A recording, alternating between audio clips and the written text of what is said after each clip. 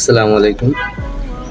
ভাবলাম যে আপনাদের সাথে কিছু কথা আজকে শেয়ার করি, মানে বিশেষ করে যারা ঢাকা শহর ড্রাইভার গাড়ি চালায়।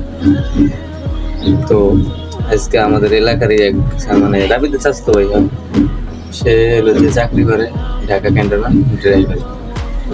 তার বেতন হতে পারে 8 থেকে 9 হাজার টাকা, আর বেশি একটা কথা। আর আমি হলাম টাইজের কাজ করি। আমার রোজ হাজিরা হইলো যে 700 টাকা। তাহলে আমার মাসে পড়তেছে 21 হাজার টাকা। 21 হাজার টাকা আর মাসে পড়তেছে মানে 8 হাজার টাকা নষ্ট হয়েছে, বললাম 10 হাজার টাকা।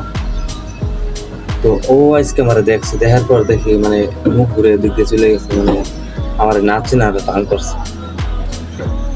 তো ওর এত ইগো কেন? ওর তো ইগো কমাই থাকা উচিত যে ও কামায় 10 হাজার টাকা আর আমি কামাই 21 হাজার টাকা, অত দ্বিগুণ।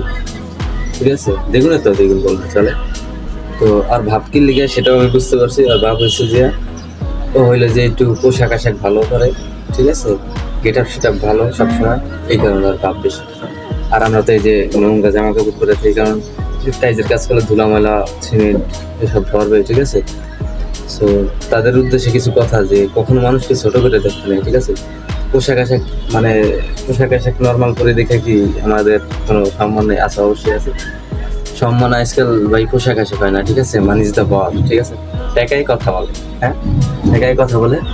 তো এই কথাগুলো বললাম তার উদ্দেশ্যে যে এলাকার মানে পাশের বাসা, আমাদের দেশের বাড়ির সাথে বাড়ি, তিনি কেমনে এই কাজটা করতে বললো, আমরা না চেনা ভালো করছি। তো আশা করি সে আমার ভিডিওটা দেখবে, দেখার পর বুঝবে যে কি আসলে মানুষকে কখনো ছোট করে দেখে না। ওকে, বাই, আল্লাহ হাফেজ।